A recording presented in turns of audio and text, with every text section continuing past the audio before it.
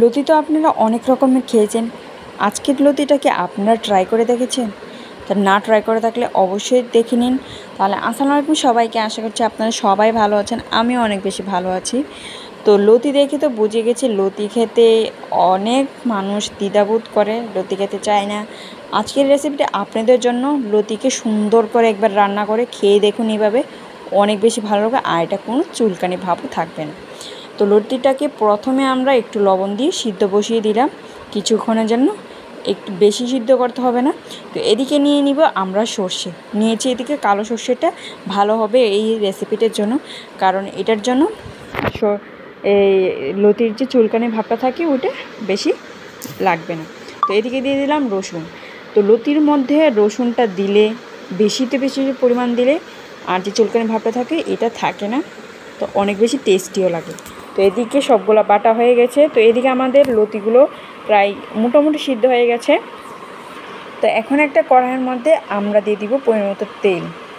আপনারা যারা যারা এই রেসিপিটা ট্রাই করেছেন প্লিজ আমাকে অবশ্যই কমেন্ট করে জানাবেন, আর লতি দিয়ে কী রান্না করা যায় আমাকে অবশ্যই কিন্তু কমেন্ট করে জানাবেন।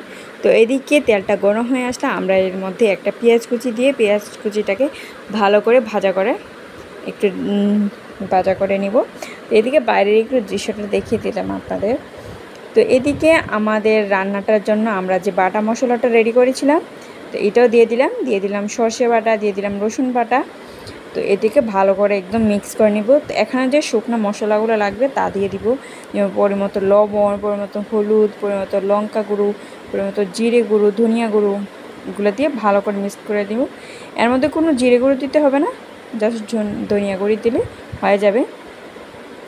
এটাকে ভালো করে একটু কষানোর জন্য তো আমরা একটু জল দিব। তো এখানে ছিল চিংড়ি মাছগুলো দিয়ে দিলাম। আপনারা ঘরে যদি চিংড়ি মাছ আর লতি থাকে আর দেরি করছেন কেন, বানিয়ে খেয়ে ফেলুন না দেখে, তাহলেই তো তৃপ্তি মজে যায়। তো এদিকে রান্নাটা হতে হতে বলে দিচ্ছি যে আপনার যারা যারা আমাদের চ্যানেলে নতুন আছে প্লিজ আমাদেরকে সাপোর্ট করবেন, আর আমাদের চ্যানেলটিকে অবশ্যই সাবস্ক্রাইব করে যাবেন নতুন নতুন ভিডিও দেখার জন্য। আর আপনার যদি কোনো কোয়েশ্চেন থাকে প্লিজ আমাদেরকে জিজ্ঞাসা করতে পারবেন।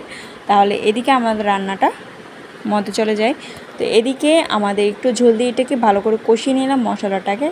তো এদিকে লতিগুলোকে আমি ভালো করে মিক্সড করে এটাকে একটু ঢাকনা দিয়ে রেখে দিব, যাতে এটা পুরোটা শুকিয়ে যায়।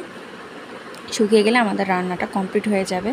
আর এটা গরম গরম ভাতের সাথে লেবু দিয়ে খেতে যে এত বেশি সুস্বাদু হচ্ছিল, আমি কি বলবো আপনাদের, আপনারাও বানিয়ে খেয়ে ফেলুন। তাহলে এদিকে রান্নাটা কমপ্লিট হয়ে গেছে। আজকে এ পর্যন্তই। ভালো লাগলে লাইক কমেন্ট শেয়ার করবেন, and thank you for watching.